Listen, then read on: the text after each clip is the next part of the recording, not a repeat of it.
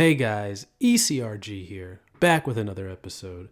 Today I've got a very interesting question on some interview advice from one of the listeners out there in the YouTube or the podcast world. So if you're listening, this is going to be an awesome question and answer session. So before we get into that, just want to let you guys know, I have revamped the resume review program. We have new offerings, and we've even added another one with a LinkedIn page review. Now, as you guys know, LinkedIn is incredibly powerful for getting a job in the clinical research industry. You connect with recruiters time after time, and they send you in-mail all the time, letting them know which jobs they're recruiting for. So you can refer a friend and potentially make some extra money. Or you can look for jobs for yourself that way too. So I am offering that as another service that we do offer here with Elite Clinical Research Group. So if you're interested, email eliteclinicalgroup@gmail.com. Of course, that's in the description on both the YouTube channel and the podcast. So let's go ahead and get into this question. Good afternoon, ECRG. I wanted to reach out to you for some advice on a job interview. A little bit about myself. I'm a master's graduate from India. I have 2 years of experience working for a CRO in India. So for those that are new, CRO stands for Contract Research Organization. And these are the people that hire monitors, project managers, etc. All the positions that you guys are interested in, these companies hire them. And also, I just want to interject a little bit here too. A lot of people from India have been asking about how to get jobs, how to get experience, etc.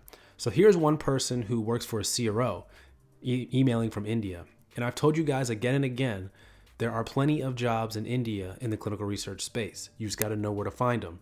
Indeed is a good place to start. So plenty of the big name CROs are there in India. So just wanted to throw that out there. So she said, I have 2 years of experience working for a CRO in India 8 years back.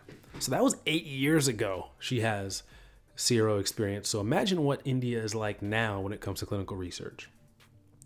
I do not have experience in monitoring or coordinating yet. I have worked in bioanalytics, where we analyze the clinical samples for research subjects and interpret the results.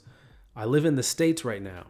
I have a job interview tomorrow at a local CRO for a research coordinator position.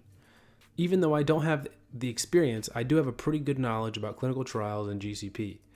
But I kind of have some difficulty preparing myself for the interview. It would be great if you could give some advice. Thank you in advance. So this is a great question. And I wanted to throw that bit out there about India because I get a lot of questions from India talking about there's no opportunities and should I move to here? Should I move there? Guys, you can stay right there in India and have a good clinical research career and get some experience first because that's really what you need. And once you get some experience, then you can move to the States or Canada or UK. That's going to be much more beneficial to you than if you just move without any experience. So she's got an interview. Look at here. That proves my point. Exactly. She's got an interview with the CRO. So she wants to know how can she prepare for the interview. So this is an entry-level position, pretty much, research coordinator. And they're going to basically be asking you about... They're not going to ask you any tricky questions. They're not going to ask you, describe line 10 of GCP. They're not going to ask you any technical questions really at all. They're probably going to ask you about your prior work experience in any field, not just clinical research. But you do have clinical research experience, so they're definitely going to ask about that. But also for those people that do not have clinical research experience, they're just going to ask about your past job experience in general. So they're asked about that. They're going to ask behavioral style questions, which a lot of people have trouble with. And I was kept getting emails over and over again about how to answer behavioral style interview questions. So I actually made a playlist on this channel. It's called Interview Prep or something like that, or how to prepare for interviews. And I've done a series of videos on how to prepare for interviews in the clinical research space. And you can check out that playlist. It's right there on this channel. If you click on playlists, it'll be there. But for those that want more hands-on, grilling, you will be over-prepared for the interview when I'm done with you. That interview will be so easy when I'm done with you. I do offer interview prep, one-on-one sessions, 30 minutes, an hour up to an hour and a half. So there is that too. You can email me eliteclinicalgroup@gmail.com there. But people typically have a big issue with behavioral style interview questions, and that's what clinical research there's a lot of. So what I would do is try and prepare some scenarios in your head about past experience. Time you did a good job, times that you experienced conflict, times you worked with someone who, micromanaged you, times you worked with someone who didn't really manage you at all, and if you got your work done.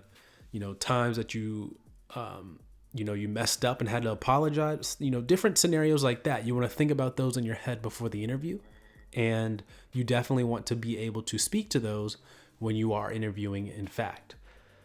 So that's what I would recommend. As far as other preparation, make sure you review your resume. Make sure you have a couple resumes with you, bring with you, just in case the people that you're interviewing with do not have a copy on them.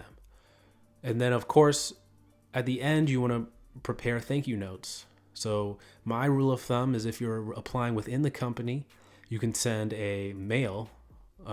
You can do a handwritten note. Or if you happen to know the address, if it's a small company and it'll be easy to get to them, you can do a handwritten note also. But most common is email. And it can be difficult getting people's emails sometimes too. So I talk about that in my interview prep one-on-one sessions, how you get people's emails without particularly asking them or without coming off as weird for wanting that information. But that's my recommendations for you. They shouldn't be asking any tricky questions or anything like that. You should be able to get in there and nail the interview, especially with your past experience. So I hope this was helpful. If you have any questions that you want answered, email me eliteclinicalgroup@gmail.com. Take care.